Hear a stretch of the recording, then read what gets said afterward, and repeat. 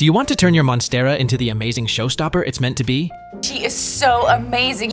Follow me for the next 2 minutes for foolproof tips to make your Monstera thrive. From light to watering, you'll have everything you need. No more guesswork, no more mistakes. Let's talk substrate. Monsteras thrive in a well-draining, airy mix. My favorite blend is 25% Orchid Soil, 25% Perlite, 25% Cocoa Coir, 15% worm castings, and 10% activated charcoal. This mix keeps the roots healthy and provides the perfect balance of drainage and nutrients. Your Monstera will love it. If you want to buy soil, ask for something airy. Monsteras are light lovers, but direct sunlight? Nope, that's a no-go. At least when you live in sunny countries. Place it in a bright spot with indirect light. This encourages growth and gives you those big, beautiful leaves with tiny little windows. If you don't have enough light, you can even support them with a grow light. They love it. Besides that, they enjoy high humidity above 50%. You can increase it by spraying, a humidifier, or by putting many plants close to each other. Overwatering is the #1 killer of houseplants. But watering is not hard. The golden rule? Only water when the top inch of soil is dry. Simply check it with your fingers.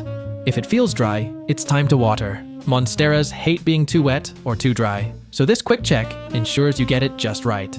And don't forget about feeding. During the growing season, use a balanced liquid fertilizer every 2 weeks to keep your Monstera healthy and encourage those stunning split leaves. For successful propagation, you'll need a node with an auxiliary bud and at least 1 leaf. There are 2 main types of cuttings: head cuttings, which include a node and at least 2 leaves, and stem cuttings, which are sections of the stem with a node.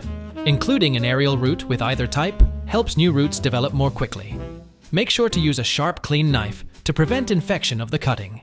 Place the cuttings in water at a bright spot, and once the aerial roots have developed a few new roots, it's time to plant them in soil. Place it in a pot that's large enough to give the roots room to grow, and fill it with quality soil. Monsteras thrive with some support, so I highly recommend using a moss pole or something similar to help guide their growth. And before you know it, you'll have a stunning Monstera just like mine here, which I captured in a time lapse as it unfurled its newest leaf.